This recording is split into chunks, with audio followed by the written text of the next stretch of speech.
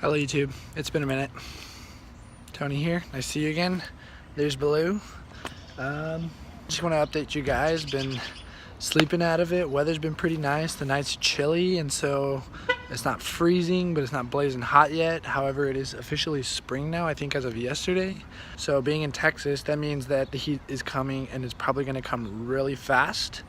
A little while back, if any of you guys saw it, I talked a little bit about kind of expanding the channel and the purpose, and so Baloo Von House is kind of going to be outdated, if you will, because today I'm going to give you an update and a walkthrough on something other than Baloo, my beloved van. Although I will give you an update, been running into a few mechanical issues down here, about halfway down the van. You can see. Oh shoot, hold on. We're gonna cut that. This guy. This thing right here. This is an O2 sensor. This O2 sensor measures the oxygen and the fuel mixture in the exhaust fumes that go through the pipe down the catalytic converter and exhaust and all that blah blah blah. We're not concerned with emissions at this point. What we're concerned with is the front end, the motor fuel mixture.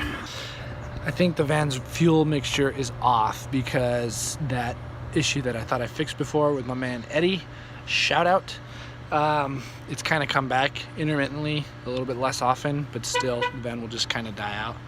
And what's up? Hey, appreciate it, man. Thank you. Neighbor, being very neighborly, very nice of him. Yeah, so the van dying out has come back and I'm trying to figure out what it is. Fuel pump inside the tank, it's a dual tank. It's been bypassed, the front tank has been pitted out. Pressure should be fine, both fuel pumps are working. The returns and the sends are all going properly. I've ran fuel injector cleaners, I've changed the fuel filter,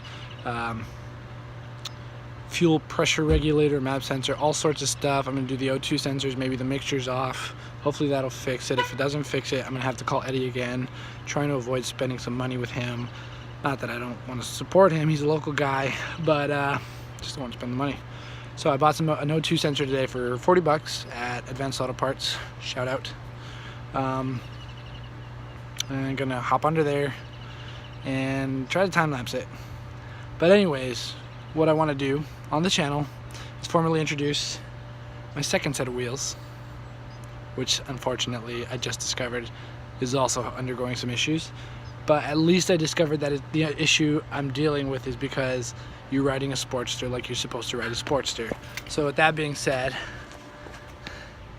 this is Summer Davidson. I got her about 2 years ago from the Harley store, which I know there's a lot of conversation about that. If it's not your first bike, I would recommend you really don't buy new because you're not gonna, the money is just hard to argue. But this is my first bike ever, and like anybody who can relate and love with me. Anybody who hates, please keep your comments to yourself. Don't put them in the comment section. But this is a bike that I hope to own till the day I die, and hopefully the day I die the bike lives and moves on to kids, grandkids, and their grandkids, etc., for as long as it can last, because there's still freaking Harleys from the 30s and 40s that are fully functional. So why couldn't a 2016 be fully functional? Maybe because there's too much electric stuff. Anyways, this is my bike. Let me give you a little walk around. So this is a 2016 48 Sportster XL 1200. So 1200 cc. I installed these Vance & Hines pipes. These are the short shots. Shout out to my homies out in Vance & Hines. These are the pipes bought post purchase of the company, from what I understood. I didn't know it at the time, but Vance & Hines had been bought out. So to answer anybody's questions who's wondering, the pipes are awesome. I haven't had any issues except for maybe they're too awesome. I've had nuts rattle loose on the intake, on the exhaust manifold. So these have come loose at times and they'll shake open and the gaskets tear. So I've had to replace my gaskets like twice. This is the stock filter. I've changed out my bars. These are my buddy Chris's. Those were his stock on a 98 Sportster. I bled the line, did that. Fender delete. This was a custom mod out of necessity because this is a bicycle axle. The shifter peg rattled loose. Custom mod. tiny little custom mod. This is kind of rusting out, but I built out this little thing because these battery covers are very infamous on Sportsters for just falling apart. Installed the passenger pegs for my lady. This is the Built-Well, I don't remember the name of it, but it's a Built-Well seat and I love it, but she does not, so sadly it might go. Sissy bar, built by Lamoto, found him on Etsy, dude out of Nevada, super cool guy.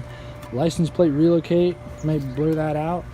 Little saddlebag that my buddy Austin hooked me up with. Oh, and these are the Burley Slammers, which I installed myself as well.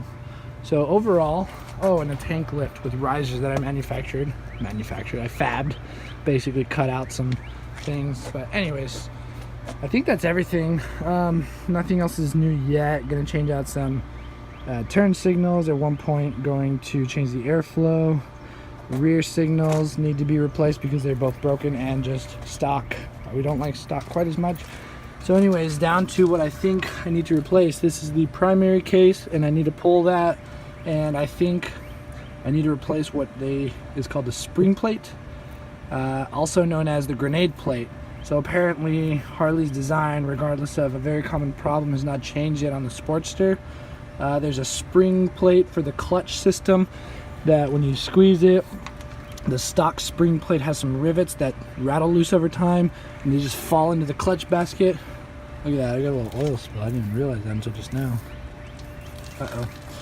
So anyways, those rivets rattle loose, fall over, and it sounds like shrapnel in here. And last weekend I was riding and came home, I was freaking out because of how loud it was. And it still goes into gear, so it's not exploded yet. But from what I understand, because of John Maxwell, shout out, link to his channel right here, because you need to subscribe to him because he's very knowledgeable, super chill dude. Shout out again. I found out about this because I was watching him explain his Sportster and said that at one point, if you're riding a Sportster like you ride a Sportster, or like you should ride a Sportster, your spring plate, the stock spring plate, is going to explode. And he changed it for a Screaming Eagle clutch pack, which is the plan, but that's expensive. So anyways, that's Summer. Hope you guys like her. I'm going to be doing some work on her because she's due for an oil change and apparently a clutch pack, and I don't know, anything I can do, I like to do. Same as the van. If I can do it myself, I like to. And I'm going to try to keep you guys as updated as possible with both Baloo and with Summer.